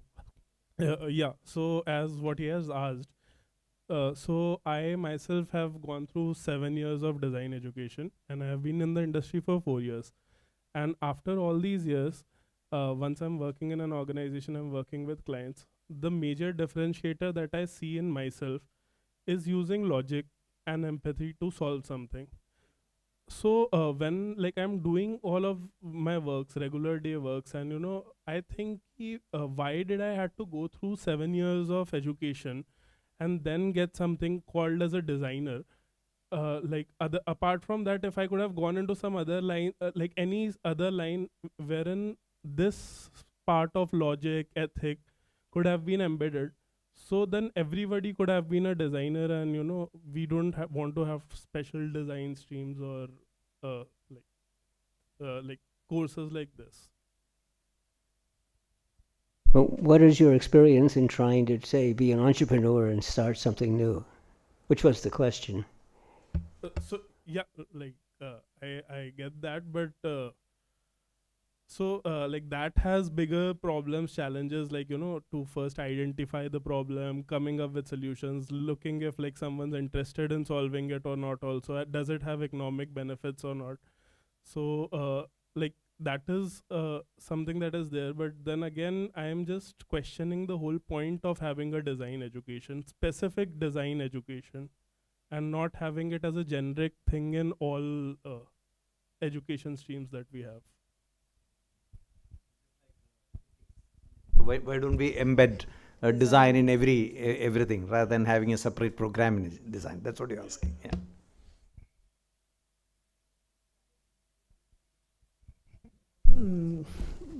Probably I have a slightly complex way of responding to this, but bear me out. So I think when one is going to organization and one is pitching learning, yeah, how does one get to buy listening from people who are just paying for very tangible things and not something as intangible as learning and coaching and things like that. So the argument is, how can you really improve unless you learn something new, right? So learning is important if you want to improve. You play a game, you do something, you're cooking something, you need to do something differently to have a different result.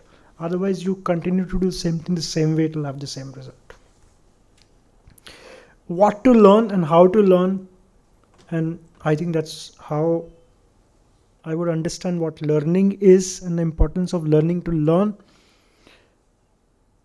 That for learning to happen, you need, I think, reflection. You have to be able to reflect. What did you do that worked? What did you do that did not work? What can you do differently? What were you being? Simple questions like that. So I think that first of all, I feel that the curriculum and even the workspace is just so full. It's packed. And we're trying to do everything possible. There's no space left, either for reflection or for silence. So simple thing like, how do I get to know who am I? I think you have to become silent first. You have to somewhere cut yourself off from all that noisy world if you want to connect with it. Silence is important. There's no room for that. In our curriculum, in our workspace, in our life, we're just wanting to do more and more and more and more. So I think one thing, we have to allocate time to reflect in a disciplined way, connect with ourselves with some silence. And I think that will what would really lead us to. So question is, how do I do it? How do I do it is, I think the fact that I connect with myself, I truly know who am I, and I understand what gives me joy. Motivation will come, inspiration will come, hard work will come. But I think we keep searching for what to do without realizing that where can I become the best. And that's a difficult journey. You have to question your beliefs, you have to question your mental models, really put to scrutiny what you have been made to believe and what you have started believing, and put your own assumptions to challenge them. That requires some work. So I think to many of these things, I'm coming back to the question of somewhere learning to learn, understand oneself, and then once you have that clarity, I think other things are fairly easy. They flow, they naturally come in. But mind you, this is something which I've understood probably in last few years, after 30 years of work, after all that, where I was exactly like that, running after what was outside and not really probing deeply inside. So I'm beginning to believe very, very firmly now that somewhere the starting point to all that is somewhat starting a journey within. May I add 2 cents worth? Sharik is saying, except to add one more thing from my own, my own personal experience. I work best when I am in a team. I can't work alone. It's impossible for me to this introspection and this journey with exploration within and outside. All this happens only when we have some like-minded people around and with whom we have a communion. And there is, I have never been able to work alone. And I do think it's important, at least for people like me, not everybody may be like me, but people like me, to find the right company to be in, right group to be in, right, the team to be part of, identify that and get together. And I do think that nothing happens through individual efforts in this world. Everything happens through team.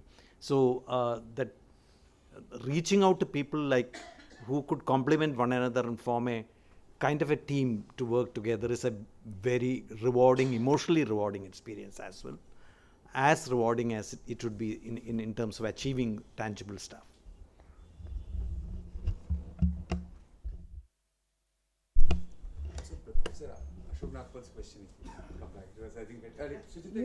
No, I was just thinking about the young person at the last row. You were saying that you were 2 months old in the program, right? So you'll find as you get to know people that there will be many people with your temperament of having an entrepreneurial approach to work. Isn't that what you were saying? You want to do something of your own and respond to the situations that you see. There'll be many people who, with that mindset, there may be many with that Google, Apple kind of an aspiration.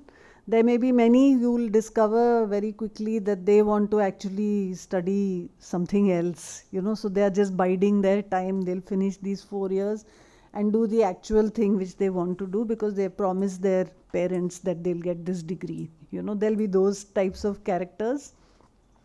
And somebody who will drop out after 6 months saying this is not their cup of tea.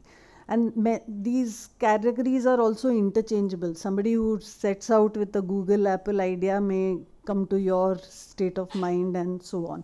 What I'm trying to say is that you will soon find people with your attitude and approach to work and life and so on. Just give it some time. 2 months, is early days. Yeah. Yeah. So, yeah.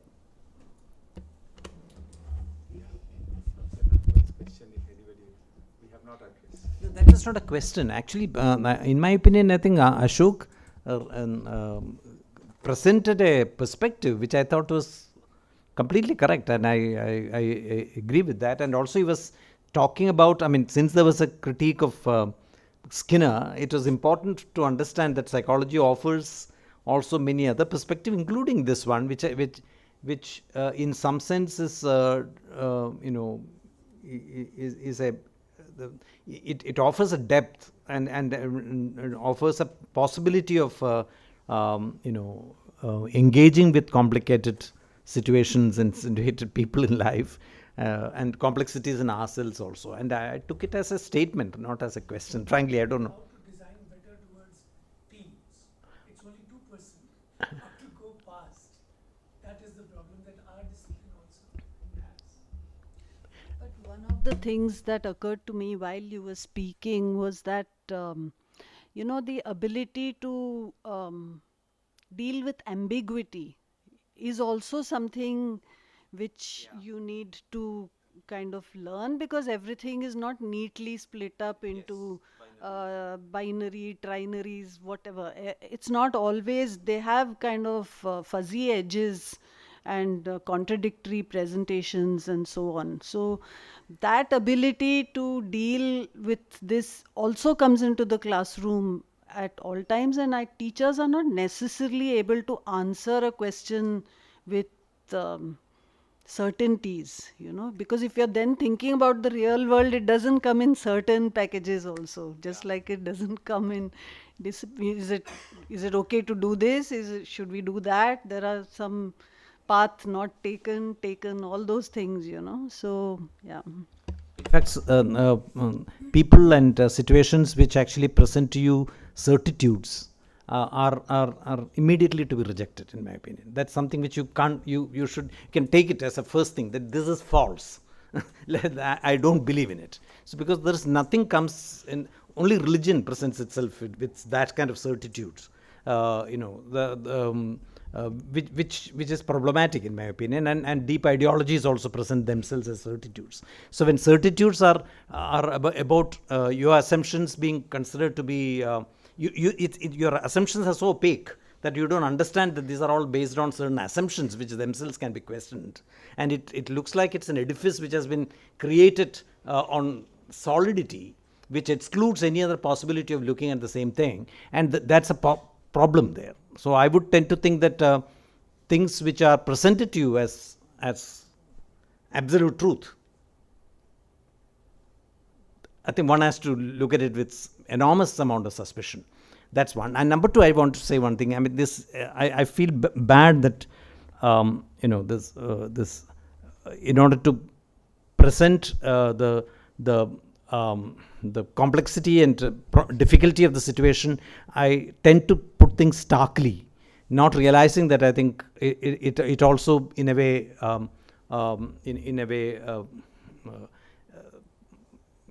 confuses and sometimes disheartens younger people. I'm not a good parent. That's a major problem for me. I speak like one adult to another adult. See, talking from a parental perspective is very difficult for me. So I'm sorry about that. But I do think that there are many situations and people like ourselves. Please let's not think that in this vast country we are the only ones who think in this way. There are many, many situations and people who are actually parallelly thinking in these directions. Only we do not know.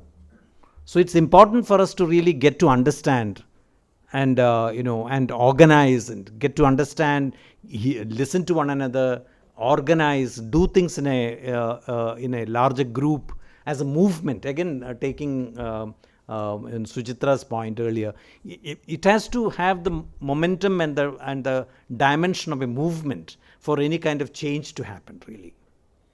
Changes, if you assume that changes can happen in some kind of a design table, which then put on an assembly line and will change the world, I think we are in fool's paradise. That doesn't happen that way. So let's go with the assumption that there are many, many situations and groups of people who think exactly like us and are equally troubled with what's happening and have seeking solutions, multiple solutions to this problem. So I think it's important for us to listen to them, get to understand. And again, I'm invoking Ambedkar and say that organize is a very important thing. I think we must, organize. It's get together. That's very important. Yes, please. You want to say? Ashok, I was thinking of that. There is a very, very credible agency called Gallup, which has done huge amount of research, and they have got these 12 precise questions about inquiring into employee engagement. How engaged are people at work? One of the questions is, do you have a best friend at work? And as I'm saying that the workspace is so limited by, I think, optimization of resources, so to say. Everything has to translate into what are the actions, what are the practices I bring in. So I think one of the things which is being paid attention to is for simple teamwork and things like that, people should connect. That's the starting point. You have to connect to each other.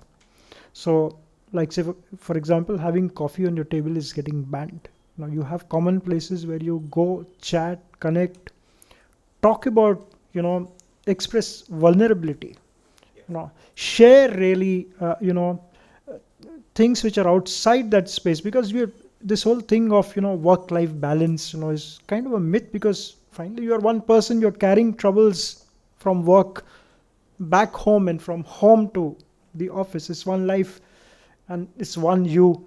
So I think this whole thing of integration, getting people to connect, build trust, show vulnerability, be authentic, that you're actually saying what you're thinking and you're doing what you're saying. Extremely important, and people are realizing in the workspace that, unless they pay attention to and keep only focused on competencies, skills and qualifications, it's not going to get them anywhere. So I think it's very simple as what Professor Menon is saying. Like say an idea, I remember that there used to be a tea time twice a day.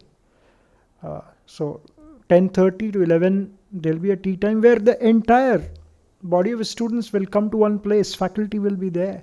So much work used to get done in terms of knowing who is where, what's happening, what politics, who's not well, who's retiring, and this 1 hour invested, I think, every day, did so much got done. Somehow I found that those kind of practices and that culture seems to be very rare in either institutions or business organizations. Your comments give me an answer to your question, I think. You are complaining, but you're kind of passive. You're saying the school you're at doesn't give you this opportunity, and it's true, you've only been there 2 months, you don't really know, but why don't you take the initiative? In fact, if you want to be an entrepreneur, I say start today. You're going to be an entrepreneur, and the first thing you want to start with, create a club, send out an announcement in any way it matters. You can do it. Use WhatsApp or whatever you prefer, and find out who else is interested in talking about starting a company. And then if you start meeting, you'll be discussing and you'll be learning. And guess what? You might even find a faculty member who's also interested and can maybe give you advice. Now, be careful, because most faculty members have never worked at a company or never started their own company. So you have to find somebody with some experience. So maybe it won't be a faculty member. Maybe it'll be a local designer who can tell you the frustrations and difficulties they had. Because there really are, starting a company is incredibly difficult, and you end up not doing what you want to do, but trying to get money and trying to get space and trying to bring other people in. But that's part of the story. And I say, do it.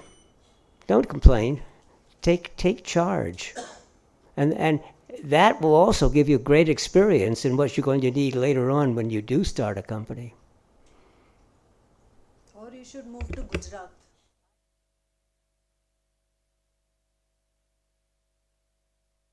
Yeah, but notice when you didn't say that until you brought up the point. And so there may be people who actually want to help you, but you don't know.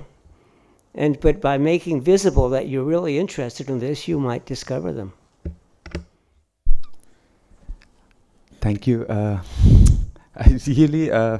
We are really short on time.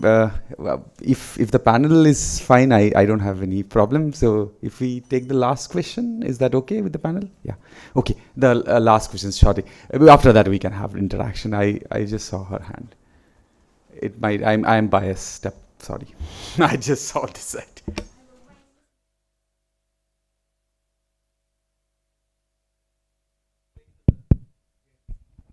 My name is Meghna and I'm a social entrepreneur. I have 2 questions, very brief. Firstly, what would be your advice to the founders who are working at the intersection of solving the issues around social justice and sustainabilities? As per my past experience, the last 4 years of experience of building my own startup, applying the principles of design thinking, wherein we dig deeper into the issues and the problems in order to get that solution that would be helpful in bringing about a change. Digging deeper into the problem really deep has actually led to the issues of burnout. So that is one thing. Secondly, like Professor Menon mentioned, it is also about bringing a lot of like-minded people together, and how I approached it was by creating an ecosystem. That's how I started getting I started meeting, connecting with like-minded people, and also working together, and that's how we were able to create a very, very, very strong ecosystem through which I also started getting leads. But then again, when we are creating an ecosystem and too many people are coming together and we are trying to solve a given issue, different people think from different point of view, sometimes leading to the situation of a chaos. So in that situation, how do we get the design perfect? What would be your advice in order to get those things in place? A design is never perfect, first of all. Second of all, you're designing for people, and so you have to let the people guide you. And yes, this is what I'm spending my life now doing, is trying to do societal good, working with communities. And it's really easy to say, well, we work with the communities and we follow what they need and want. But actually, the community is a number of different people, all with different opinions. And each time you meet with them, it's actually a different set of people. But that's part of the challenge. But don't try to get something perfect. I recommend starting slow with small increments, and you'll discover some things that work and some things that don't work. But the people themselves, maybe you could, in fact, if there are two conflicting opinions and you're doing small steps, do one step for one person and a different step for the other person, because they will learn too about how their ideas don't necessarily work out. Basically, most of the ideas you will have will not work. But I consider those learning experiences, and from that, you begin to see what does work. And so that's why it's important to start small, so that when it isn't working, it's not a big deal. You can step back and try to figure it out. And when you have multiple people, it's hard sometimes to get correspondence. It isn't a magic thing that happens overnight. But one thing might be just to let them do it, guide themselves in those different directions, because they will also be learning from that experience. But I think that working with society is the most important thing we can do, and that's why I'm devoting the rest of my years to that. But here we go again. It's one of the most difficult. But good for you. Good for trying. And maybe you have some advice to our young would-be entrepreneur. I think we'll stop. We have to stop. Sorry. Just one line. No. Okay, fine. Okay, I started my journey as a social entrepreneur when I did a short-term course on design thinking. It was called Social Startup Program in Ambedkar University. And that is what helped me to actually understand who I am. And the journey has continued since then.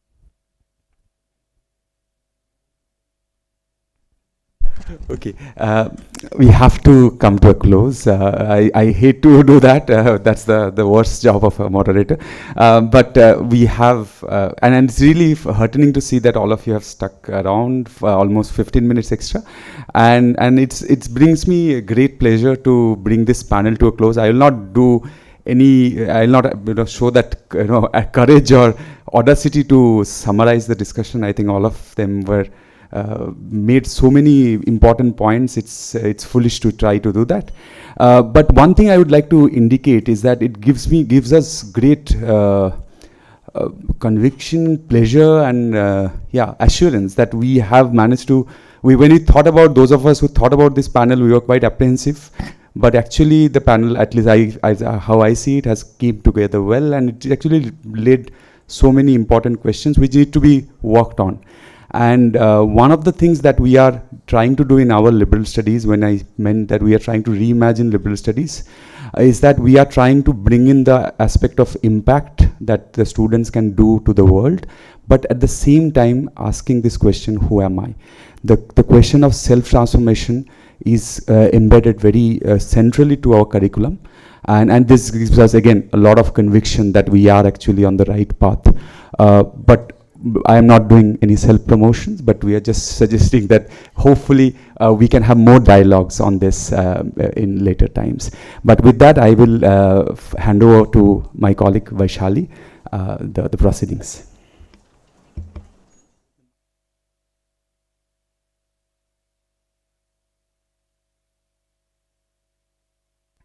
Check. Hello.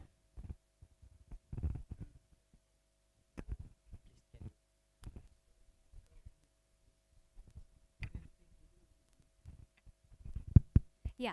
So thank you for that engaging and enriching discussion. It was really insightful. I would now like to invite our Dean of School of Liberal Studies, Professor Arindam Banerjee, to give a token of appreciation to our esteemed panelist, Professor Banerjee. Manu, can you please?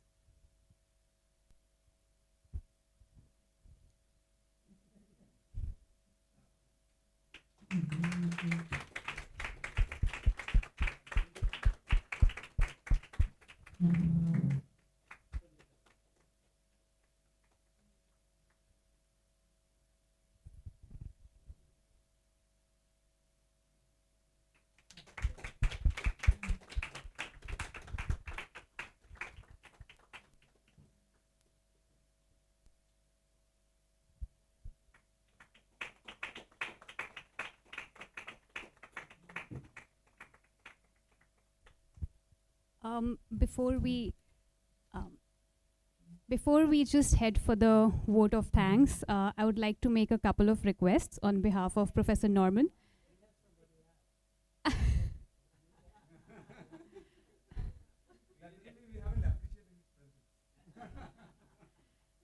So to everybody here, Professor Norman is happy to sign as many of his books as anyone has brought in, but he prefers not to sign pieces of paper, so please kindly don't request him for autographs. Also, if anybody would like to get photographed with him, he prefers candid shots, so please don't request for selfies. That's it. I would request Professor Banerjee to. I have a problem, though, which is that I have two different appointments at 7:30. Yes, he will just end 2 minutes. One is I have to finish a correspondence. I was talking to a journalist, and the Wi-Fi here is impossible. So we arranged that we will do a phone call at 7:30. And in addition, somebody's coming here to take me off to the Design Village, which is my next stop. No, this clock is fast, so it's now 7:22. We have about. Yeah, so I have the job of doing the vote of thanks in a slightly complicated situation because a spirit of irreverence is lurking in the room. But nonetheless, I'll still start with the gray-haired men and women on the panel. I'd like to thank profusely Don Norman for not only participating in today's SOLS conversations, but also spending a couple of days at BML Munjal University, sharing his thoughts on design for a better contemporary world, and also including imagining a new university, education, the design of that. We do hope that this would be a beginning of a meaningful relationship and engagement with you. I'd like to thank Professor Shyam Menon for participating in the conversations, but also for the constant encouragement for imagining and implementing new ideas, the spirit of irreverence. Special thanks to both our other panelists, Professor Suchitra and Professor Sharik, for sharing their thoughts in a very engaged manner in these conversations. I would like to most importantly thank our moderator, Dr. Shomajit Bhor, for conceptualizing this episode of the conversations and for brilliantly curating and moderating the same. Special mention goes to our colleague Meghna from the SOLS office for seamlessly organizing the logistics, to all our faculty colleagues and student volunteers for their efforts behind this event. Gratitude is due to the India Islamic Cultural Center for providing the venue and the logistics. And the event would not have been possible without the support of several BMU departments, the admin, the finance, the IT division, and the PR and communication division. So thanks to all those colleagues, most of who are not present here. And lastly, thanks to all our guests who have participated today, attended the SOLS conversations, and made this evening meaningful. Thanks again, everybody.